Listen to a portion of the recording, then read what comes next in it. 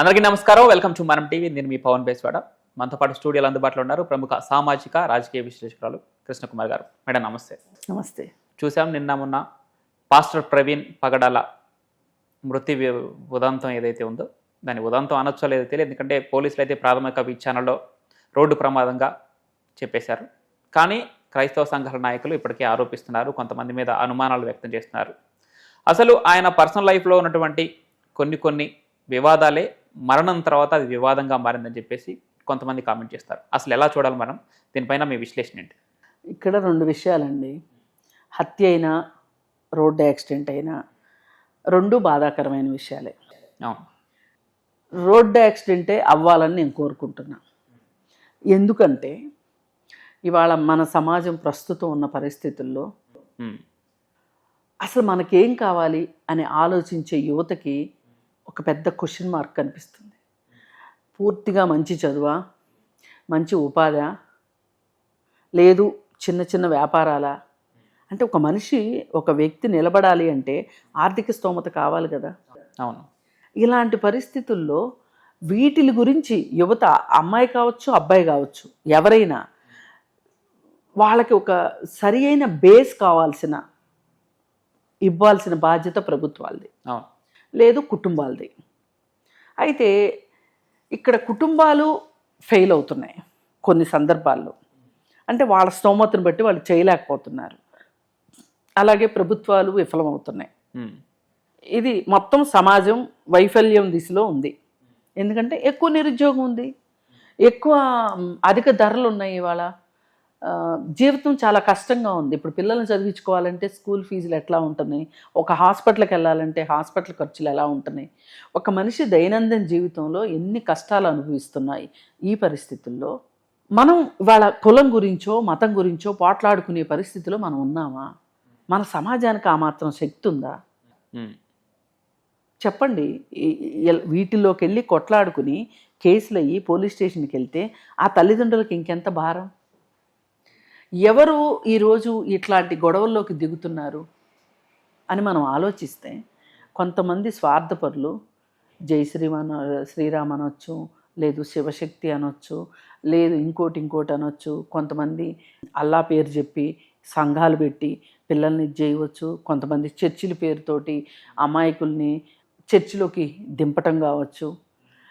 ఏది చేసినా ఏది కరెక్ట్ కాదు. మేడం, ఇక్కడ చదువుకున్న వాళ్ళే మత బోధకులు, చదువుకున్న వాళ్ళే ఉపదేశకులు, చదువుకున్న వాళ్ళే పూజారులు, ఇంకా ఏదైనా పలు మతాల్లో ఉన్న ఆ మతాన్ని ప్రచారం చేసే వాళ్ళు చదువుకునేటప్పుడు కూడా అన్ని మతాలు సమానం, అందరూ దాన్ని పరమత సహనం అని చెప్పి అంటారు కదా.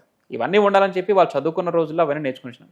కానీ వాళ్ళు మత ప్రచారకులుగా దిగిన తర్వాత ఎందుకు వారి మతాన్నే ఇలా చేయటం, ఉద్రేకపరచడం, యువకులను రెచ్చగొట్టడం, ఇలాంటి వాటి వల్లే ఇప్పుడు ఆ మరణాలు, వివాదాల దాకా వచ్చినాయి. ఇప్పుడు ఈ పాస్టర్లు కావచ్చు, ఈ మత ప్రబోధకులు కావచ్చు, ఏ మతమైనా, మనకు ముఖ్యంగా ఇవాళ గోదాలో ఉంది 3 మతాలు: హిందూ మతం, క్రిస్టియానిటీ, ఇస్లాం. ఈ 3 వీళ్ళల్లో ఎవరైనా సరే వాళ్ళ జీవనోపాధి వరకు వాళ్ళు మతాన్ని నమ్మారనుకోండి, ప్రమాదం లేదు. ఈ జీవనోపాధికి మించి రాజకీయంగానో, జీవనోపాధికి మించి డబ్బు సంపాదించాలనో, పేరు సంపాదించాలో అనుకున్నప్పుడు వాళ్ళు తీసుకుంటున్న విపరీత ధోరణులు వాళ్ళకి నష్టం కలిగిస్తున్నాయి, సమాజానికి నష్టం కలిగిస్తాయి, అలాగే అమాయకమైన యూత్కి నష్టం కలిగిస్తుంది. ఇప్పుడు ఈ 3 మతాలకు సంబంధించి హిందూ మతం పేరు గురించి మనం చెప్పుకుంటే కనుక, వీళ్ళు యూత్ని ఆకర్షించి సనాతన ధర్మం పేరునో, లేకపోతే జై శ్రీరామనో, లేకపోతే ఇంకోటో చెప్పి వీళ్ళను కూడగట్టి వీళ్ళ చేత వేరే మతం వాళ్ళ మీద దాడులు చేసేలాగా ఉసికొల్పితే, కేసులైతే, వాళ్ళు జైళ్ళకి వెళ్తే ఎవరు నష్టపోతారు? వీళ్ళకి చెప్పిన వాళ్ళు నష్టపోరు. ఎప్పుడు తల్లిదండ్రులు నష్టపోతారు, వాళ్ళ విలువైన జీవితం నష్టపోతుంది. అలాగే ఇప్పుడు ఇస్లామిక్ టెర్రరిజం పేరుతోటి ఇస్లాంని భయంకరంగా నమ్మి అలా టెర్రరిస్టులు అయిపోతున్న వాళ్ళు కొంతమంది ఉన్నారు. హిందూ టెర్రరిజం కొంత, క్రిస్టియన్ టెర్రరిజం కొంత. టెర్రరిస్టు అనగానే మనము వాళ్ళు ఏదో బాంబులు తీసుకొచ్చేసేస్తారు, లేదు అనుకుంటే అవేవో చేస్తూ ఉంటారు కదా, మందు పాత్రలు పెట్టడాలు ఏవో అట్లాంటివి ఏవో చేస్తారు అనుకోనే అక్కర్లా. వాళ్ళు ఒక 10 మందిని ఇలా మత మౌఢ్యం వైపు నడిపించారనుకోండి, అదే టెర్రరిజం. కరెక్ట్. అసలు మౌఢ్యం అనేది ఉండకూడదండి. మానవుడు ఆధునికంగా ఇంకా ఇంకా ఇంకా ఇంకా సాఫిస్టికేటెడ్గా ఎదిగి ఒక ఉన్నతమైన మానవత్వం నిండిన మనిషిగా మిగలాలి. కానీ ఇవాళ ఎంత మూఢత్వంలోకి వెళ్తున్నారు. ఇంకా ఈరోజు కులం గురించి మాట్లాడుకుంటున్నారు, మతం గురించి మాట్లాడుకుంటున్నారు. నా మతం గొప్పదంటే నా మతం గొప్పది అంటున్నారు. మళ్ళీ ఇంకో పక్క నుంచి మతం కూడు పెడుతుందా, కులం కూడు పెడుతుందా అంటున్నారు.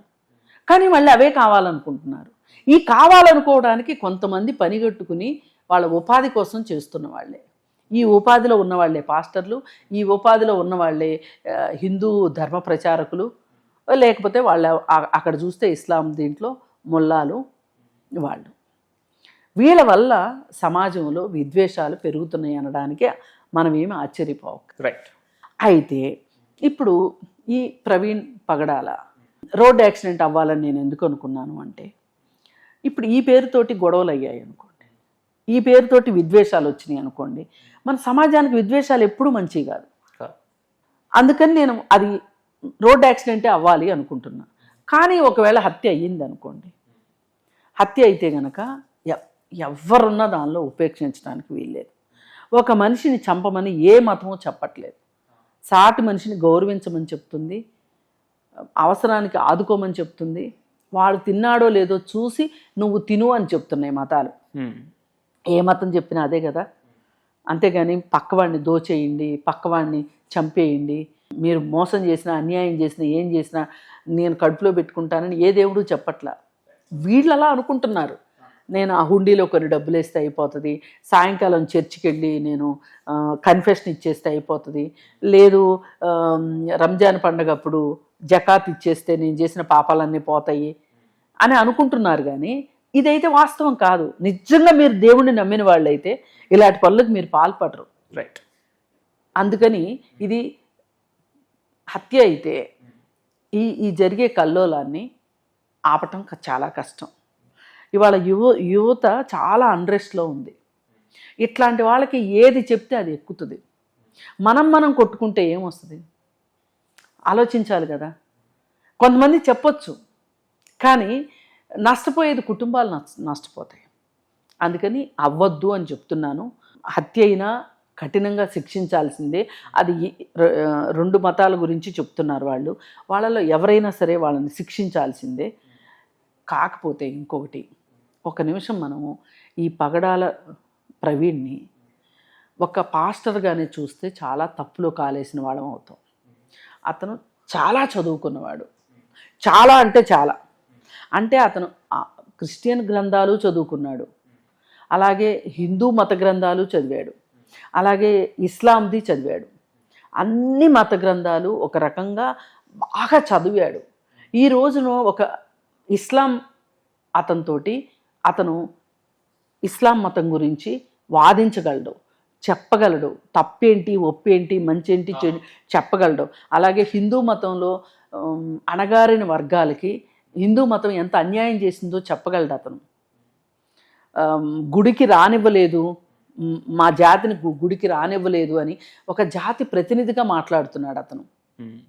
మరి అలాగే క్రిస్టియానిటీ గురించి అతను వాదించగలడు. అంటే ఇలా వాదించటం ఏదో నోటి మాటగా 4 మాటలు మాట్లాడేయటం కాదు. ఆథెంటిక్గా ఫలానా పుస్తకంలో ఫలానాది ఉంది, ఫలానా పుస్తకంలో ఫలానాది ఉంది అని చెప్పగలిగిన సత్తా ఉంది అతనికి.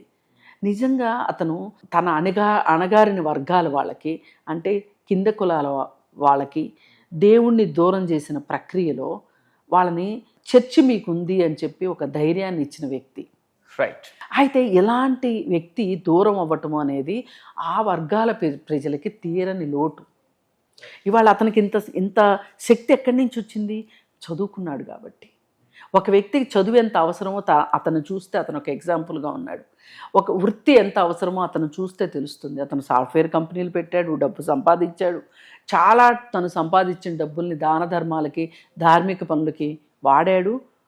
ఇన్ని పనులు చేసిన పగడాల ప్రవీణ్ అనే అతను ఈ వయసులో, ఇంత చిన్న వయసులో చనిపోవటం అనేది చాలా చాలా దురదృష్టకరం. Right. Thank you madam. Thank you.